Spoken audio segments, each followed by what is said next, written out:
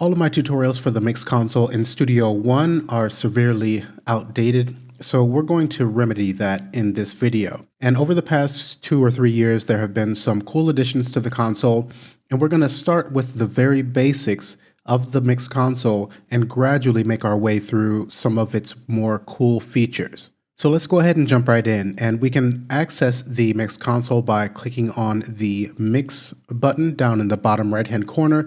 We can also press F3 on our QWERTY keyboard. And we'll begin by getting our bearings on where everything we need is located, as well as how we can go about customizing the interface to make the console more suitable for our needs.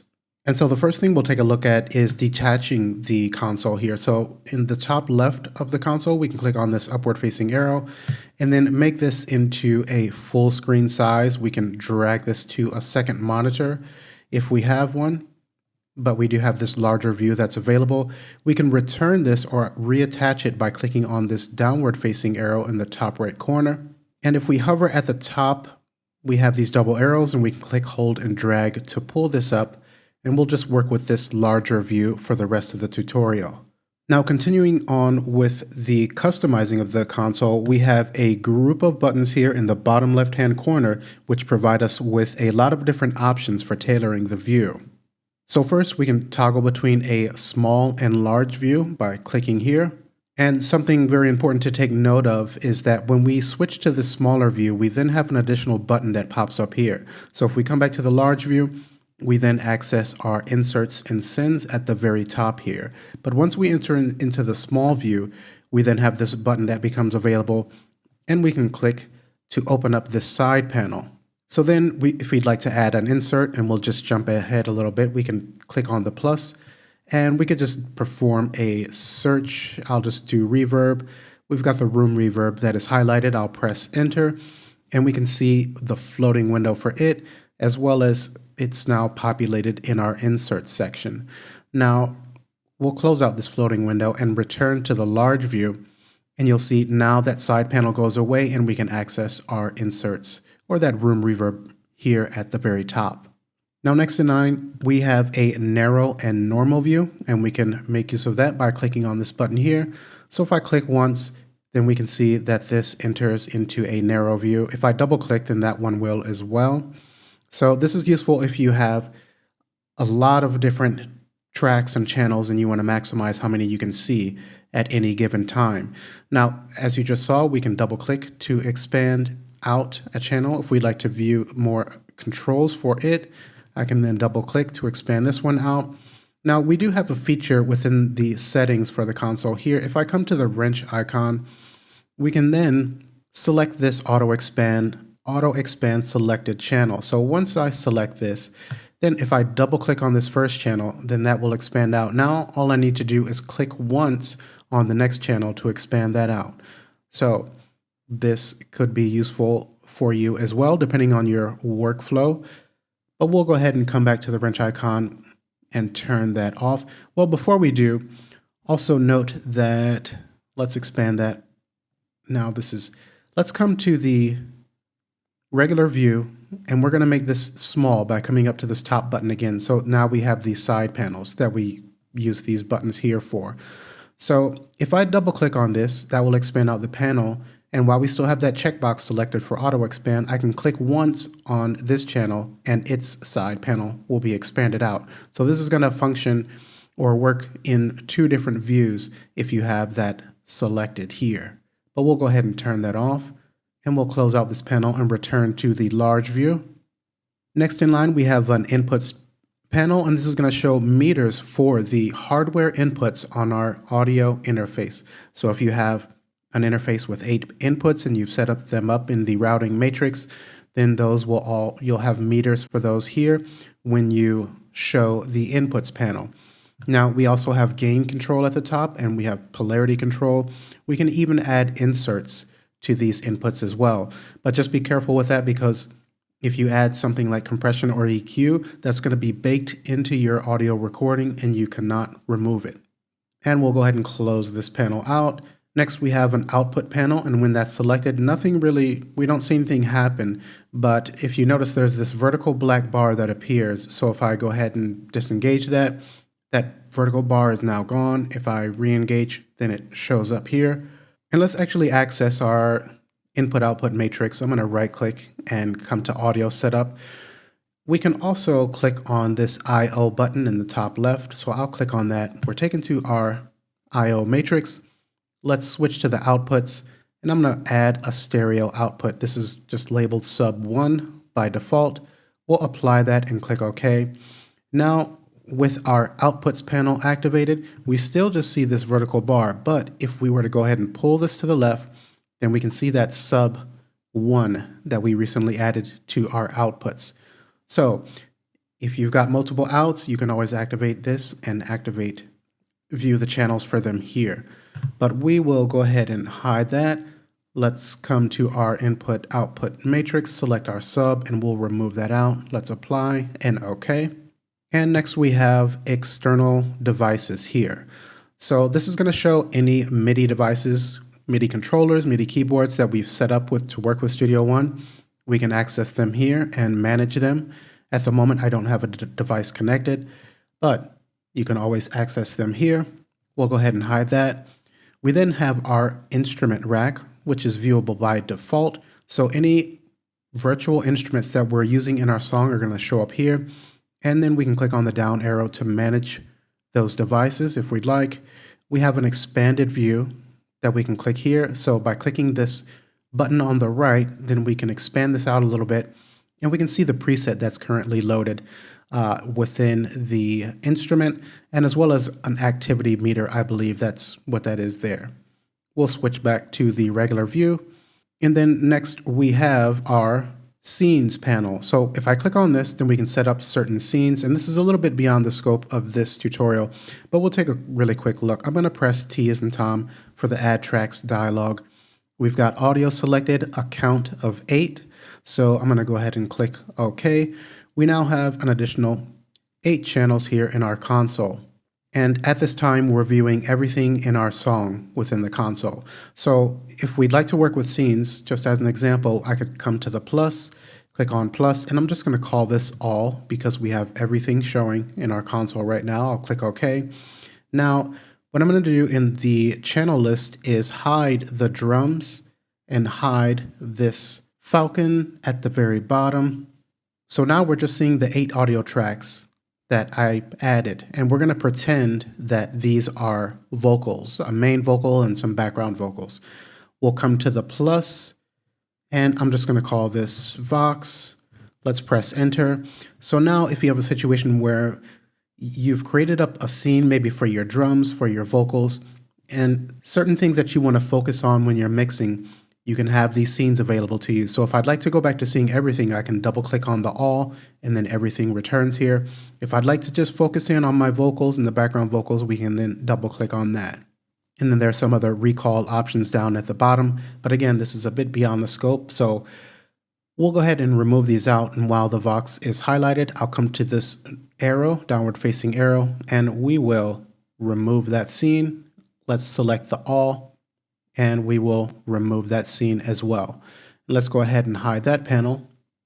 Now, next in line, we have our groups. So we can set up channel groups so that certain actions are going to affect multiple channels at one time. So we've got test 1 selected. I'll go ahead and hold shift and click on test 4. So now we have these 4 channels selected, and I'm going to right click on one of the selected channels, and then we have group selected tracks. We can also press Control G.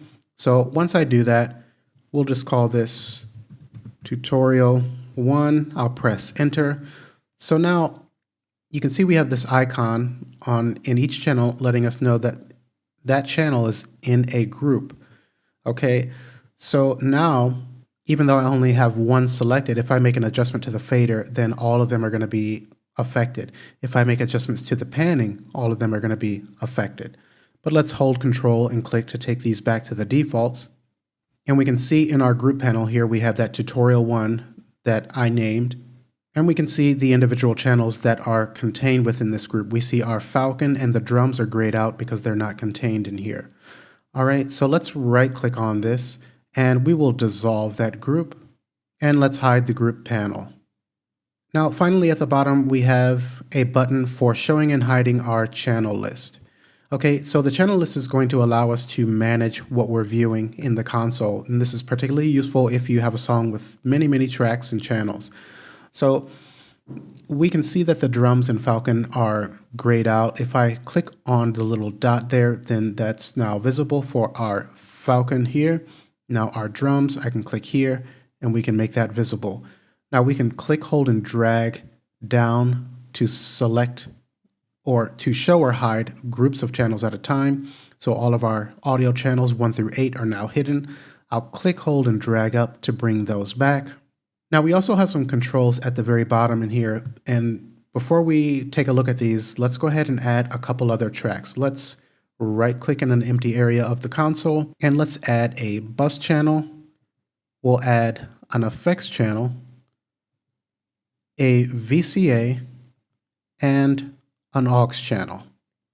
Okay, so now we've got audio channels. We could tell by this little waveform icon. We've got an instrument channel, an aux. This is our effects, and this is our bus. That icon represents a bus channel, and this icon represents our VCA. So now that we have all of the different channel types that are available within the console, we can make use of these buttons down at the bottom to show and hide by type. So if we'd like to hide all of our audio channels, we can click on that icon. Okay, so we can hide our instrument channel, our effects, our bus, and this would be our aux. This would be our VCA, and this would be our aux. So if we just want to see our audio channels, then we can click on this button here, and then we can bring all of these back as we'd like. Now we also have a search field here. So if I were to click once and type in drums and press enter, you don't need to press enter, but this will then get rid of everything besides what you're searching for. So this channel is labeled drums, so that's all that we have left. We can click on the X to bring everything back. If I were to come here and put in Falcon, then as you can imagine, nothing comes up because I put in M instead of in. So now we have our Falcon channel. And then we have a little ellipsis here. If I click on that, we can undo visibility change, show all changes, and some other things here. Now I'm going to come over and remove our VCA because that's beyond this overview of the console video. And we can just right click on it and choose remove. We'll also remove the aux channel, but we'll leave the effects and the bus channels. And we'll just take a quick look at routing. So if we wanted to send our imaginary 8 vocal channels that we added to the effects send and maybe put some reverb on here, we can click once to select our test 1. Let's come all the way to 8. I'll hold shift. They're all selected. Now let's pull up the sends here, and then I'll click on the downward facing arrow while they're all selected. We can click on the plus rather, and then I can select to send this to the effects or the bus that we've created. I'll choose the effects, and we can see now all of these channels that are highlighted are being sent to our effects channel. Now we can come to the plus. I'll type in reverb, and let's arrow down to the spark verb. I'll press enter. Okay, so now we've got a spark verb on our effects channel, and I can come down to the bottom where we see effects 1, double click, and we can just label this as reverb. Now we also have this bus 1. I'm going to double click, and let's call this drums. And now we can come over to our drums here, which is routed out to the main by default. Click on this window, and then we can choose our drums bus here. Now, one feature to be aware of when we're working with the effects channel and the bus, if we come up to the top here, we can see these little dashes. And basically these represent the channels that are being sent here. So if I were to click on this, you can see we have 8 dashes. If I click on this, we can see the names of all of the channels, our test 1 through 8 that are being sent here. And then we see we have 1 dash representing our drums channel here. So if I click on this, then of course we can see our drums. If we'd like to remove our sends, all of these channels are still highlighted. So I'll click on the downward facing arrow and we can choose remove to take those out of there. So now let's move our focus to the individual channels and the different components and features that we have available for us here. And we're just going to start at the very top and then make our way down. And we'll actually come to the wrench icon, and we have input controls here. And so if I select this, then that will introduce gain and polarity control at the very top of our channels. Now we can also show and hide this by pressing Shift and I, just a shortcut to show those. So we can use the knob here I like to use these for gain staging. We can also click in the field and manually put in a value, and we can click on these to switch the polarity. We'll have one for our mono channels and then two for our stereo channels. Now, if we'd like to add effects to our channels, then we can come to this downward facing arrow, and then here we have presets from PreSonus that are available. But we can also, once we've added a particular group of effects, if we'd like to save that as an effects chain, we have that option as well. So again, if we had effects loaded in here, we could come down to the bottom and store that effects chain and choose that. If we'd like to add an individual effect, then we can click on the plus. We've got the analog delay selected, so I'll just press enter. And so we now have that added to our test 1 channel. And we'll close out this floating window. Let's come to our browser by clicking in the bottom right-hand corner. Let's also add a auto filter by click, hold, and dragging. So that's another method that we can use to add effects to our channels. And so now that we have a couple of different effects in here, we can come to the downward facing arrow, and we now have the option to store this as an effects chain. But we'll cancel out of there. We can power off our individual devices by clicking on the power button here. We can also power off an entire chain of effects by clicking on the power button up top. Now, if we've made some settings to our room reverb or any other effects and we'd like to apply it to another channel, we can actually just click, hold, and drag on that effect and drag it to the other channel that we'd like to apply it to. So any changes that we've made to the parameters, those will be retained when we use this action here. Now, if we have multiple effects on a channel that we'd like to put on another channel, we can come to the header here where it says inserts, and now we see we have a hand. The arrow changes to a hand. I can then click, hold, and drag that to the channel that we'd like to add those to. And we've seen that we can power these off individually or by clicking on the button to power all of the chain off in one go.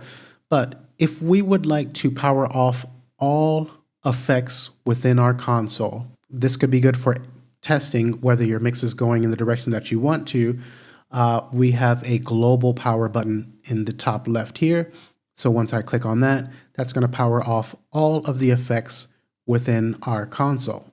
Let's go ahead and power them back on. And finally, for our effects, just know that if you would ever like to reorder, then we can click and hold on the header and drag. We see we have that horizontal blue line letting us know where we're going to be placing that at. So if I want to put that analog back at the top, we have the horizontal blue line I'll release, and we can switch these around like so. Now we've taken a quick look at working with the effects channel and our sends here, but I also just want to show another method for creating and setting up sends. So if I wanted to add something for this test 4 channel, I can click on the plus here, and then I can choose add bus or effects channel. So I'll go ahead and click effects channel. We can now see that this is set up here on our test 4, and we now have a newly added effects channel here to the right. We'll go ahead and undo that. And next in line, coming down from the top, we have our inputs and outputs. So let's come to our test 1 here, and we can see that this says input L. If I were to click on this, left click one time, we can choose between the different audio inputs on our hardware audio interface. So as long as you have set them up in the routing matrix, again, we'll come to the IO button here and switch to the inputs tab. We can see that I have 1 stereo and 2 mono set up here. I'm using Windows Audio to capture for my screen capture. Generally, if I had my audio interface connected, then we would see more inputs available here. Okay, we'll cancel out, and then we can choose from those inputs here if we'd like. We can even choose an input from a track within our song. And then we have our main out. All of our tracks are going to go to the main by default. But if we click once here, then we can choose to send this to our reverb, to our drums bus. We can also do side chains here. Next in line, we have our panning, and this is pretty straightforward. We can adjust our panning with this control here. One thing I'd like to mention though is that if we were to right click on this device, because if we come to the edit, then we have this larger view that we can make adjustments to. But what I'd really like to show is if we come over to a stereo channel, so we can see, hopefully you can see there's a small arrow here on this stereo channel. Also for our Falcon, which is a stereo channel, we can click on that and then change the mode of our balance. So we can choose dual or binaural. So we do have those options available on these stereo channels. And if we'd like to manually put in a value, then we can click on the C for center there and then put a value in ourself. Let's control click to take that back to the default. We then have our mute and solo. And if you have a group of tracks muted, then one thing that you can do instead of unmuting all of these individually, we have our global mute and solo here. So I'll click on the mute here, and we can see that all of those are taken off at once. And also, as you can imagine, if I solo several tracks, instead of taking these out individually, we can click on the global solo, and then those will be removed. We then have our record arm and monitoring. We have a readout for the setting for our fader. So as I take this down, we can see that that updates there. We can actually click in this field and put in a value. I'll put in 0 to take this back to unity and press enter. So we can also click, hold, and drag. Control click to take back to the default. Now next to our fader, if you notice, we have some blue LEDs here that are lit up. And there's actually 3 of these here. 2 of them are just not showing up at the moment, but these basically give us an indicator of what's going on with the channel as far as our inserts and sends and the mix console is concerned. So these are showing up blue because we have effects that are in the inserts for this section. Now, if I were to come to our test 3 channel and let's send this to our reverb effects send here, then we can see that the second LED is now lit up because the send area is active and in use.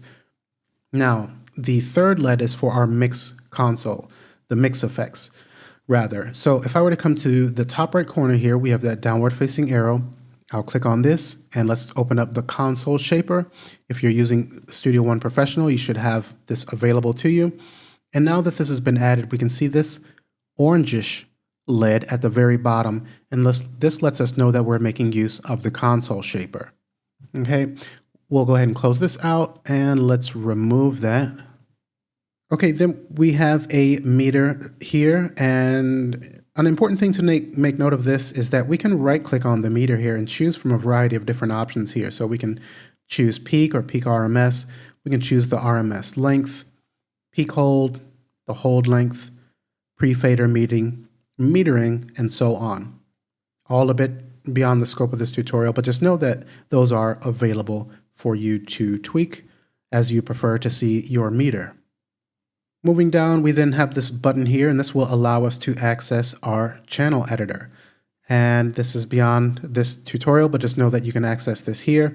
And we have several different views here. So by default, we start on the channel overview. You can see your inserts, our sends. We can adjust panning, our fader, record arm, gain, etc. One-stop location for adjusting everything. We got our Q mix. We also have another view. So this is our macro controls view. And then we have a routing view that we can access by clicking here. So we can see our analog delay, our auto filter. We can add a splitter and do some other cool things in here. So our channel overview, we'll go ahead and close this out. And then here towards the bottom, we can see we have automation. This is going to be auto off, no automation by default.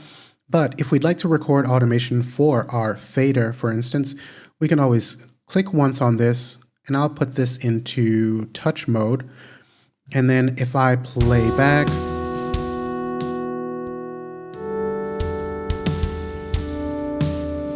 okay, now let's come back to the beginning of the song. And we can see that that automation has been added. Okay, and then if we wanted to protect that automation so it's not changed, we can change from the touch mode to the read mode. And then finally at the bottom, we can see our channel names. So if I wanted to change this test 1 to main Vox, then we can just double click and put that in, as we've seen with when we added the reverb title here.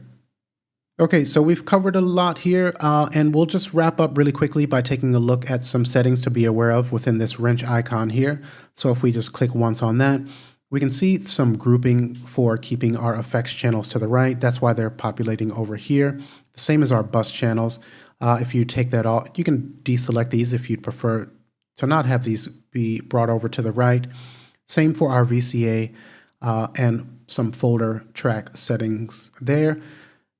We then have visibility, so we can link visibility of our track list and console. And we'll just take a quick look at that. So let's scroll up top here to view our drums track, and then we have our drums channel. So if I were to hide the drums channel, then we can see that that is removed from our arranged view as well. If I click again, we can see that that comes back. So if you'd prefer not to have these linked, then just know that you can come to the wrench icon and disengage this here. Now we have link expansion and visibility of folder tracks. We won't really go there too much, but just if you create a folder track and you open or close it, then it's going to hide the tracks in that folder when you're making the change here, when you're collapsing that folder within the console. We've already taken a look at the auto expand. We can then colorize our channel strips like so. And we can colorize our plugin header. So if I did select that, and let's open up our Falcon by clicking on this button here.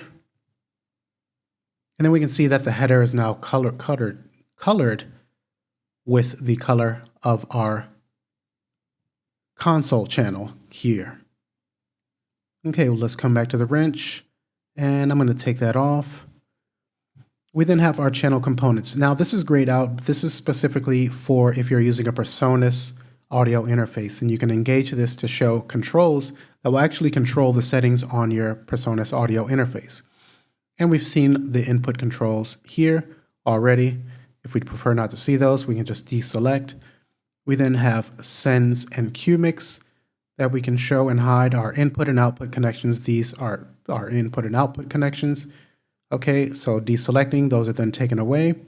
We then have our VCA connections, group assignments, channel notes. So if I click here, we can see I can go ahead and put test in here, and then we can see any notes for our channel there. Now, if we were to come back here and say hide the channel notes, we can also right click on this channel and choose edit note.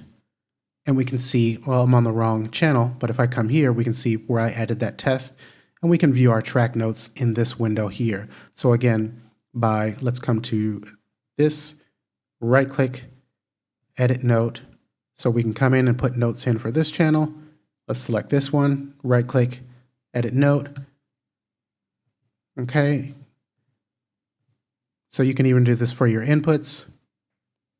You actually randomly, we'll take a quick side look at this song notes. So if you want to put in notes for your song, then you can do that in this window as well.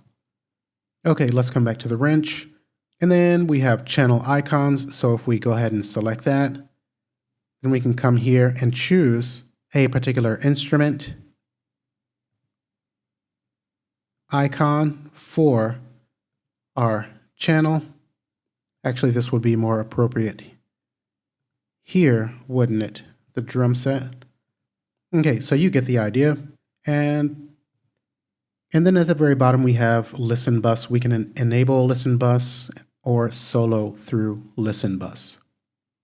And the very last thing is over on our main bus, just know that we have this button for toggling our metronome on and off. And notice that this is independent of the metronome here. So if I were to turn on our metronome And we don't hear that right now, even though it's engaged, and that's because this is turned off here.